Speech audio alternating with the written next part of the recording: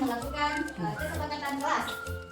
Kesepakatan kelas itu adalah aturan-aturan yang harus kita buat di sini dan disepakati bersama. Contohnya misalnya dilarang membuang sampah sembarang tempat. Kayak gitu ya. Jadi sebentar ibu akan bagikan masing-masing satu orang satu bagi. Oke.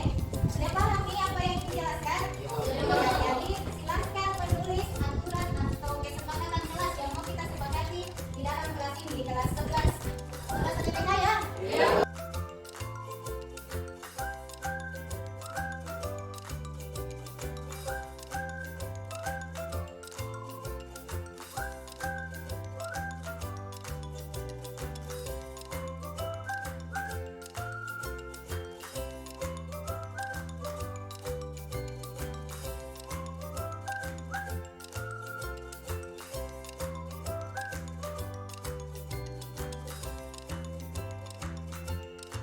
Ada yang bisa bantu ibu mengelompokkan ini?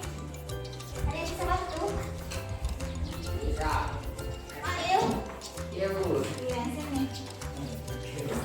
Yang sama kayak seperti di sini.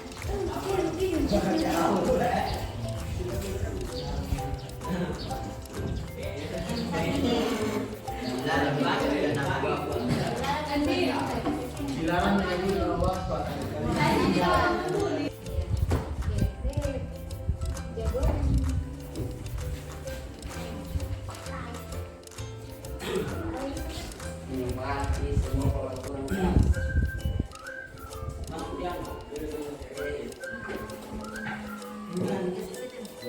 Coba dibaca Mail.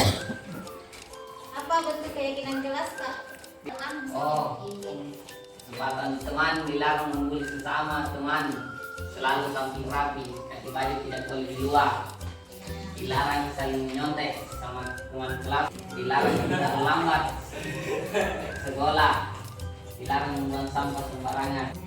Saya menyepakati semua peraturan kelas karena itu dibuat bersama. Oke, kita kasih tepuk tangan dulu Mail.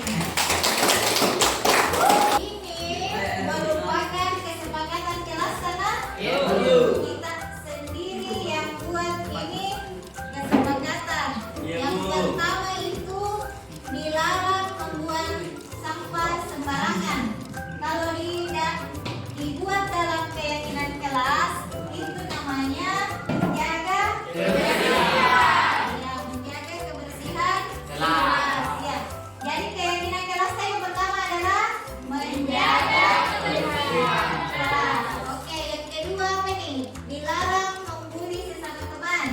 Nah, kalau dibuat ke dalam kalimat positif apa? Saling menghargai. Jadi bisa diulang nak apa bentuk keyakinan kelasnya kelas 11 TPH? Pertama, Menjaga kebersihan. kedua, saling Ketiga, selalu tampil rapi. Terima kasih banyak. Inilah bentuk keyakinan kelas tadi 11 TPH. Semoga apa yang kita sepakati hari ini bisa kita kalian laksanakan nanti. Terima kasih banyak dan ibu akhiri. Wassalamualaikum warahmatullahi wabarakatuh.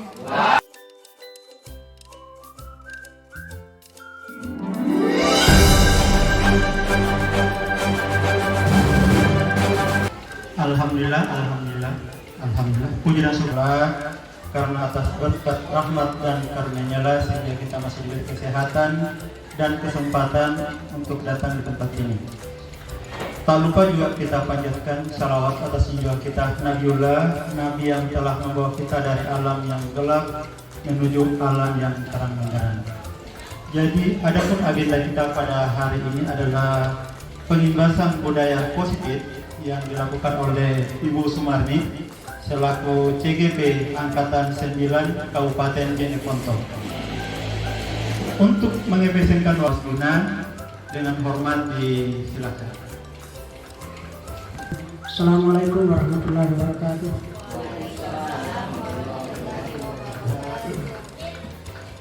Yang terhormat Bapak Ibu Wakil Kepala Sekolah SMK Negeri 5 Jeneponto yang kami hormati Ibu calon guru penggerak yang sekaligus sebagai pengimbas ke teman-teman dari ilmu yang diperoleh di pendidikan guru penggerak.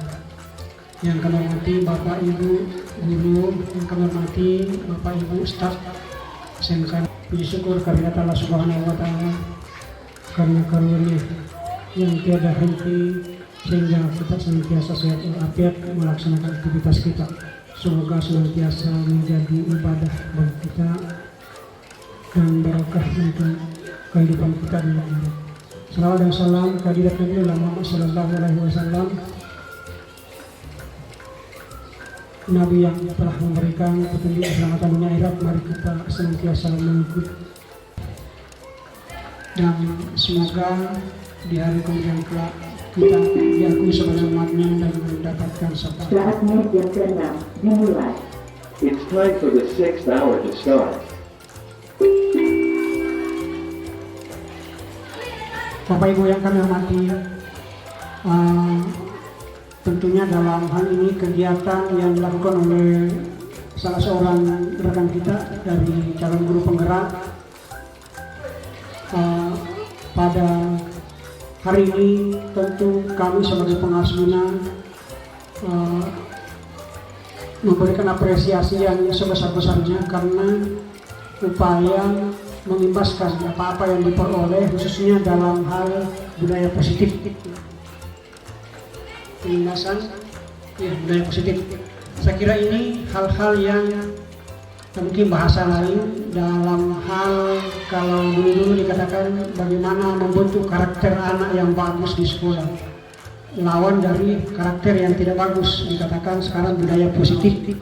Itu yang sekedar nama, bukan juga sekedar kita melihat bahwa dia itu profil Pancasila. Kenapa harus bukan lagi bertimbang bahwa akhlak? Kita harus maknai bahwa profil Pancasila itu nama lain, nama dari casing yang di dalamnya adalah bagaimana membentuk karakter anak, dan bagaimana membentuk sikap budaya yang bagus, bagaimana dia berakhlak mulia berdasarkan agama dan nilai-nilai budaya yang ada di sekitar kita. Kalau kita di Jeneponto, bagaimana budaya syirik, sifat ketahui Tuhan mulia sesuai dengan nilai-nilai agama. Kemudian bagaimana sifat-sifat ketahui yang ada di adat-adat Makassar itu yang harus kita junjung, itu yang harus kita angkat. Nah, itulah yang ada di profil pelajar Pancasila. Nah, mungkin itu yang dikemas dalam budaya-budaya positif. Oleh karena itu dalam ke depan kalau kita sudah masuk di kurikulum Merdeka nanti ada satu kurikuler namanya P5 ya, P5. Itu bukan mapel lain, sama sekali tidak ada kaitan dengan mapel, tapi itu adalah bagaimana pengajaran atau bagaimana pendidikan yang di luar intrakurikuler, di luar pembelajaran, tapi itu adalah bentuk bagaimana dia mendidik, bagaimana dia berproses sebagai laboratorium kerja bagi anak.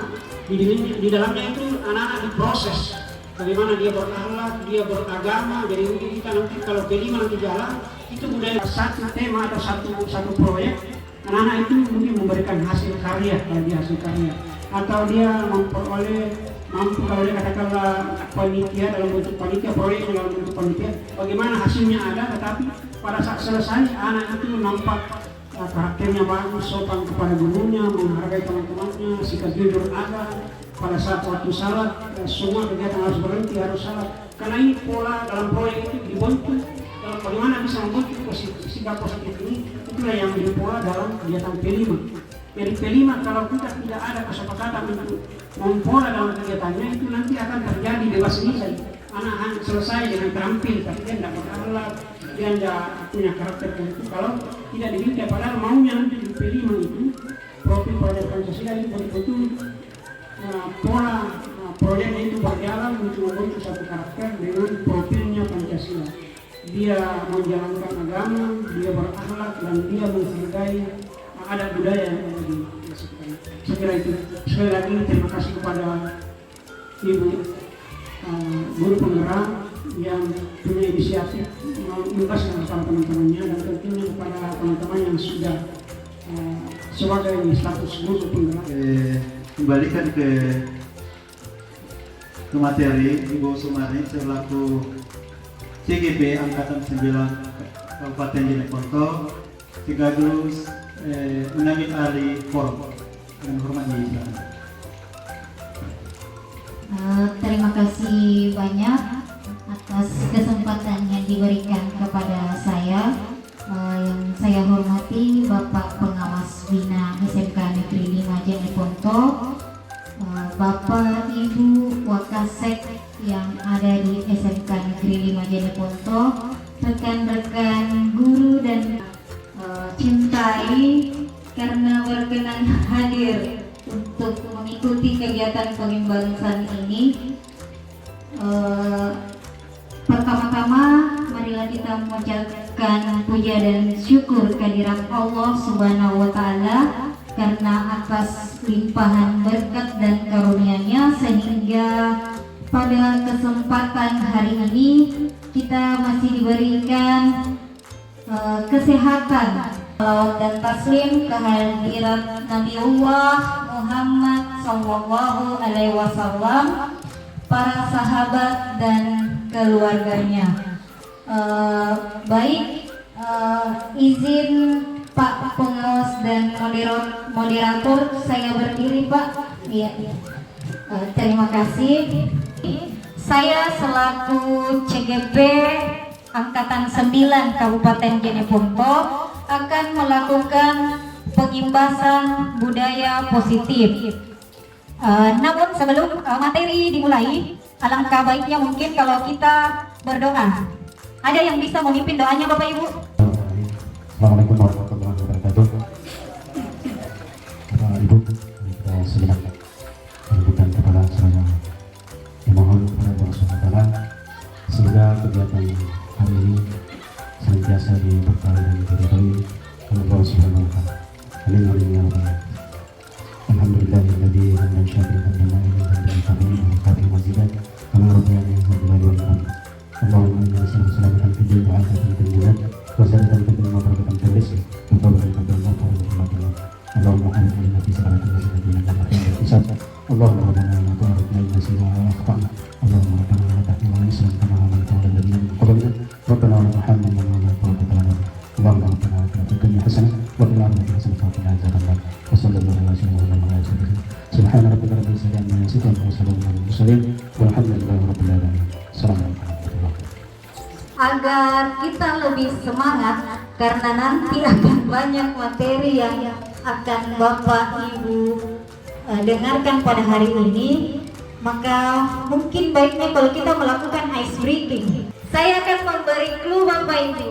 Pak, konsentrasi. Clue-nya itu, dengar clue-nya. Ini clue-nya ini ya. Yang ini. Kalau yang ini. Ya. Sekarang yang ini. Yang ini. Ya. Ini. Kalau yang ini. Kalau yang ini. Oke. Sudah paham semua?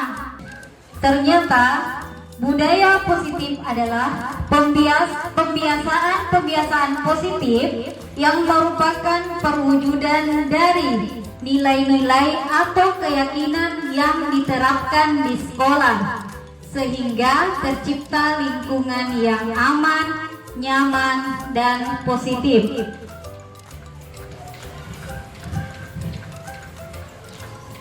Pada pertemuan kali ini kita akan membahas tentang 6 hal.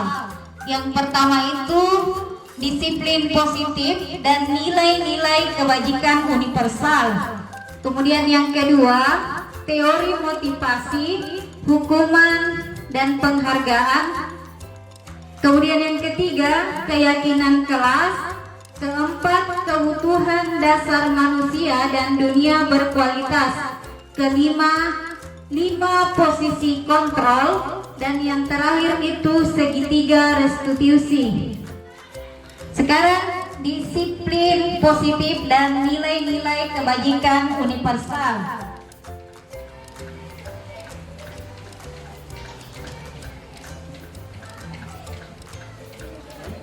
Ya, pertanyaannya Bapak Ibu sekalian, apa yang terbayang di benak Bapak? Ya, Ibu Fatma, silakan Ibu. Melaksanakan aturan yang sudah ditetapkan di sekolah. Saya kira itu saja. Ya, terima kasih. Ya, menurut Ibu Fatma kata apa itu disiplin? Ibu Talbia?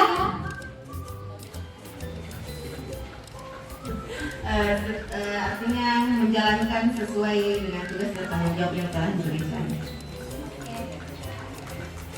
Masih ada yang mau menambahkan, Bapak Ibu?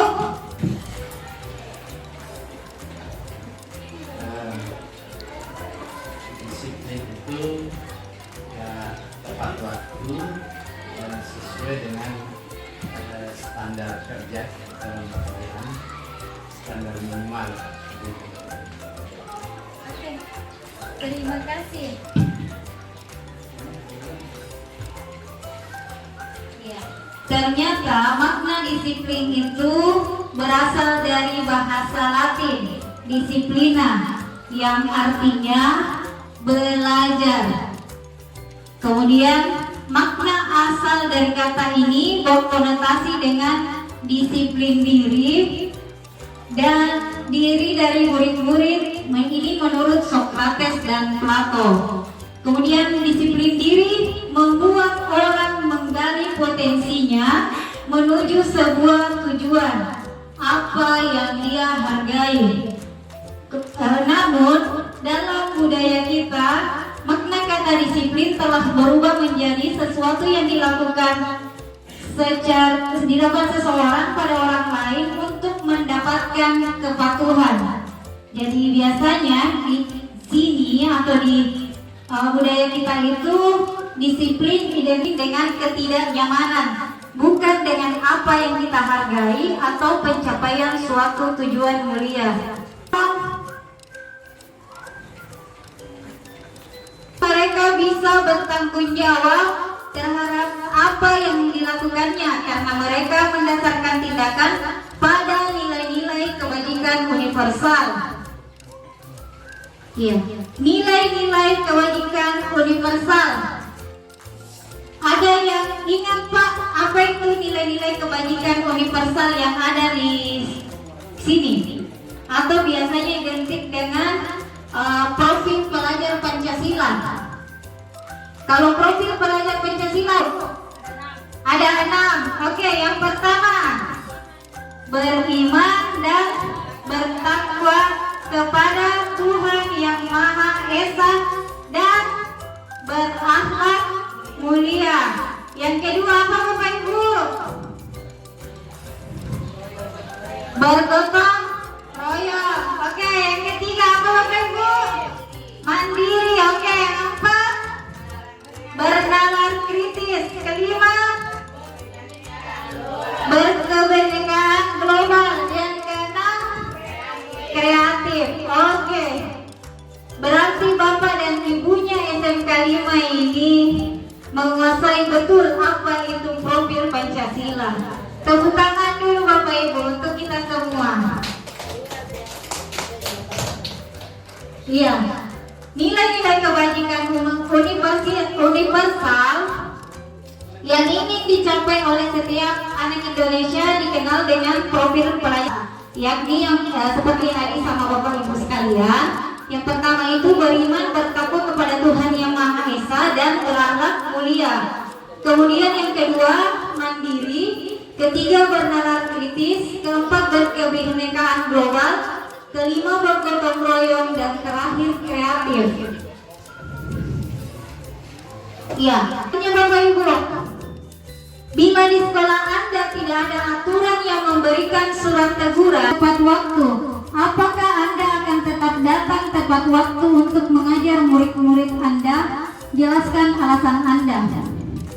Ya, ada yang bisa memberikan tanggapannya? Terima kasih Bu Sumaria. Jadi pertanyaannya, apakah akan tetap datang tepat waktu untuk mengajar murid-murid Anda? Ya, sekalipun tidak tidur, jadi jawaban saya tetap datang sesuai tepat waktu, karena persoalan kedatangan tepat waktu itu persoalan dari dalam ya. Jadi ya itu sudah komitmen diri. Jadi yang paling pertama sebenarnya memang komitmen diri. Kalau sudah komit dalam waktu ya, insya Allah bisa di apapun masalahnya, keadaannya atau kondisinya ya, kita pasti akan selalu mengusahakan dalam waktu. Mungkin seperti itu Bu. Terima kasih Pak Takir. Ya, selanjutnya. Kalau perasaan lagi bingung ya, datang tepat waktu. Tapi kalau lagi malas ya sudah. Nah, itu. Jadi tergantung orangnya. Bukan persoalan aturan yang mengikat. Walaupun bagaimana ketika aturan diterapkan, orangnya tidak maksimal juga, mau dipaksakan juga tidak bakalan bisa juga datang. Nah, jadi tergantung dari sikap ya. Dari kita, dari dalam memang. Walaupun tidak ada aturan yang diterapkan di sekolah, tapi kalau dari dalam muncul keinginan untuk berubah itu, ya sudah. Kita juga datang dengan seperti itu. Thank you. Selanjutnya kita masuk di materi motivasi, hukuman dan penghargaan. Motivasi. Setiap perilaku manusia, katanya setiap perilaku manusia itu memiliki motivasi. Yang pertama itu untuk menghindari ketidaknyamanan atau hukuman. Kemudian yang kedua, untuk mendapatkan imbalan atau penghargaan dari orang lain. Ketiga, untuk menjadi orang yang mereka inginkan atau menghargai diri sendiri. Jadi pada umumnya itu perilaku manusia itu terdiri dari 3 motivasi ini. Selanjutnya, hukuman. Hukuman adalah bentuk pengendalian perilaku seseorang yang bersifat memaksa dan menyakitkan dengan menciptakan identitas gagal. Jadi pada umumnya katanya hukuman itu adalah sesuatu yang dipaksakan sehingga terjadi atau tercipta identitas yang gagal. Selanjutnya adalah penghargaan. Penghargaan itu adalah suatu bentuk pengendalian perilaku seseorang dengan suatu harga, itu biasanya identik dengan pemberian hadiah seperti itu. Kemudian selanjutnya kebutuhan dasar manusia. Kebutuhan dasar manusia itu terdiri dari yang pertama, kebutuhan akan bertahan hidup. Kemudian yang kedua, kebutuhan kasih sayang dan rasa terima. Kebutuhan akan penguasaan. Kembali lagi, setiap perilaku seseorang itu biasanya dasarnya orang yang salah suai, apalagi namanya yang salah suai, yang berperilaku gagal itu karena ada beberapa dari atau salah satu dari kebutuhan dasarnya yang belum terpenuhi. Kemudian selanjutnya adalah keyakinan kelas. Dalam keyakinan kelas ini pertanyaannya, mengapa keyakinan kelas? Kenapa bukan peraturan kelas? Kalau keyakinan kelas bahwa sesuatu aturan yang dibuat itu berdasarkan kesepakatan di kelas itu, maksudnya siswa itu. Jadi dia yang membuat aturan, otomatis dengan sendirinya dia yakin bahwa aturan itu tidak boleh dilanggar karena saya yang buat. Begitu. Saya kira itu dari segi keyakinan kelas. Oke. Kalau peraturan kelas itu kan bisa dibuat dari guru saja, kemudian diterapkan oleh siswa. Jadi itu tidak menjamin bahwa akan terlaksana dengan aturan itu. Saya kira itu. Oke. Untuk pembentukan keyakinan sekolah atau kelas itu dengan pertama, keyakinan kelas itu lebih bersifat abstrak. daripada peraturan yang lebih rinci dan konkret. Kemudian kedua, keyakinan kelas berupa pernyataan-pernyataan universal. Kemudian yang ketiga, pernyataan keyakinan kelas senantiasa dibuat dalam bentuk positif. Ya, jadi keyakinan kelas itu biasanya identik dengan kalimat-kalimat positif, sedang dibukakan oleh Bapak Ibu. Misalnya dilarang menyontek, itu kan dalam bentuk peraturan. Sedangkan kalau diubah dalam menjadi keyakinan kelas, itu bisa berupa mengerjakan tugas secara mandiri. Ataukah dilarang, ada kan biasa peraturan kelasnya, dilarang membuang sampah di sembarang tempat. Ya, itu dalam bentuk peraturan kelas, karena dia bentuk kalimatnya adalah negatif. Kalau dia dalam bentuk keyakinan kelas, maka dia kalimatnya akan lebih positif.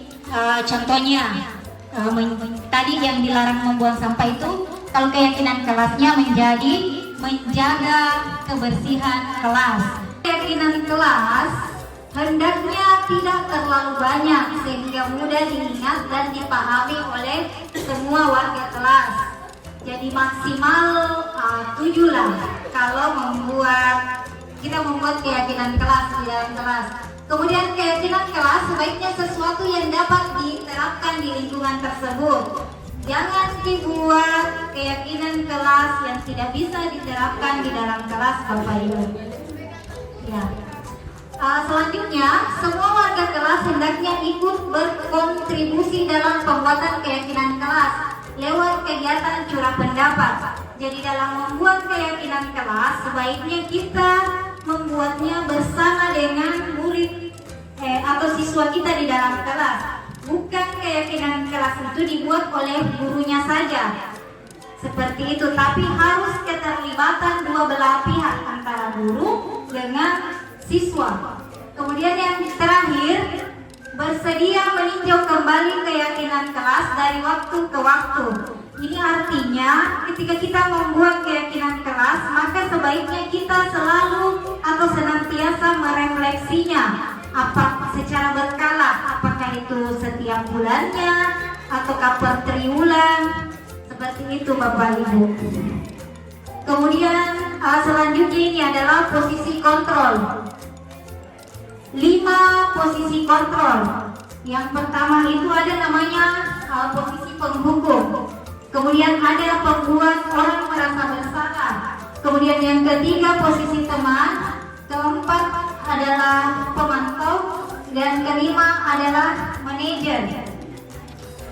Untuk membedakan kelima posisi kontrol ini, saya akan memutarkan. Iya Bu, habis ibu saya lupa bangunkan saya Bu. Kamu malah menyalahkan ibu kamu. Kamu bukannya anak yang larinya paling kencang. Kok terlambat sih? Iya Bu, saya memang terlambat bangun tadi. Jadi biarpun saya lari kencang, tetap gak kekejar Bu. Ya sudah sana. Yang tentang segitiga restitusi. Iya, oke. Apa itu segitiga restitusi? Apa itu restitusi? Ternyata restitusi adalah proses menciptakan kondisi bagi murid untuk memperbaiki. Restitusi juga merupakan proses kolaboratif yang mengajarkan murid berpikir tentang orang seperti apa yang mereka inginkan, atau apa tujuan mulianya, dan bagaimana mereka harus memperlakukan orang lain. Dalam segitiga restitusi itu terdiri atas 3. Dia bentuknya segitiga. Nabila dan Bella segitiga bermuda, ya. Kalau dalam matematika namanya segitiga sama sisi. Di mana dalam segitiga restitusi itu ada namanya menstabilkan identitas. Kemudian yang kedua itu memvalidasi kebutuhan, yang ketiga itu menanyakan keyakinan, menstabilkan identitas itu. Dia itu kalau kita beberapa contoh dari kalimat-kalimat yang bisa kita sertakan ketika kita melakukan restitusi ke anak didik kita, seperti berbuat salah itu tidak apa-apa, kemudian tidak ada manusia yang sempurna, saya juga pernah melakukan kesalahan seperti itu, kita bisa menyelesaikan ini. Bapak Ibu tidak tertarik mencari siapa yang salah, tapi Bapak atau Ibu ingin mencari solusi akhir. Apakah kamu sedang menjadi teman yang baik buat dirimu sendiri?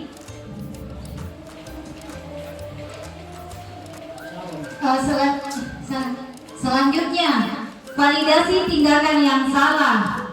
Itu bentuk pernyataannya ke anak murid kita bisa dalam bentuk padahal kamu bisa melakukan yang lebih buruk dari ini ya. Kamu pasti punya alasan mengapa melakukan hal itu. Kamu patut bangga pada dirimu sendiri karena kamu telah melindungi sesuatu yang penting buat kamu. Kamu boleh mempertahankan sikap itu, tapi kamu harus menambahkan sikap yang baru. Jadi pada saat kita melakukan restitusi itu, validasi tindakan yang salah itu maksudnya di sini tindakan-tindakan apa yang salah dalam anak kita itu yang kita validasi. Selanjutnya adalah menanyakan keyakinan. Kan tadi sudah dibahas tentang keyakinan kelas atau keyakinan sekolah yang sudah diyakini oleh murid kita. Nah, ketika kita melaksanakan segitiga restitusi, maka kita menanyakan kembali apa keyakinan-keyakinan yang anak didik kita yakini, sehingga perbuatan atau tingkah lakunya itu bisa diperbaiki. Sebagai contoh, pertanyaannya adalah apa yang kita percaya sebagai kelas atau keluarga. Jadi kita tanyakan, si A misalnya, si A, apa yang kita percaya selama ini tentang hal seperti itu. Kemudian yang kedua, nilai-nilai umum yang telah kita apa keyakinan kelas yang pernah kita sepakati sebelumnya. Kamu mau menjadi orang yang seperti apa? Dan untuk lebih jelasnya tentang segitiga restitusi itu, silahkan menonton video contoh segitiga restitusi di atas.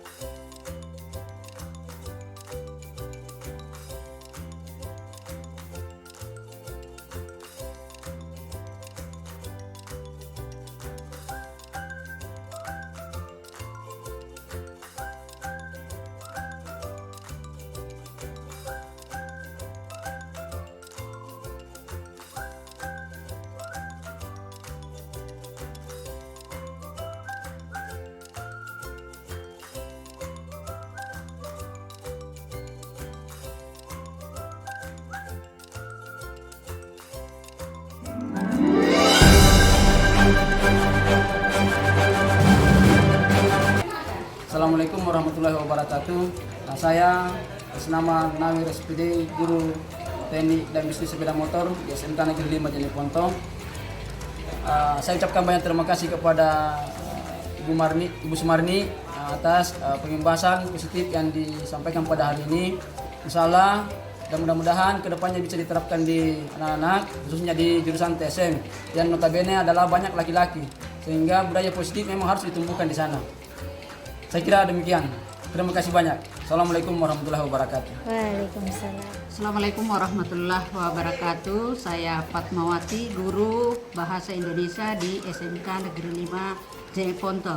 Alhamdulillah dengan adanya kegiatan pengimbasan budaya positif yang diberikan oleh calon guru penggerak Ibu Sumarni, saya sudah merasakan bahwa ada perubahan pola perilaku seorang guru terhadap siswa, di mana bagaimana memberikan keyakinan kelas. Nah, itu. Dan selama ini kan biasa aturan-aturan yang kita tetapkan itu kan sudah dari guru, sementara ternyata bahwa keyakinan kelas itu harus dilibatkan siswa untuk memberikan apa-apa yang perlu kita lakukan di kelas itu. Saya kira itu saja. Makasih.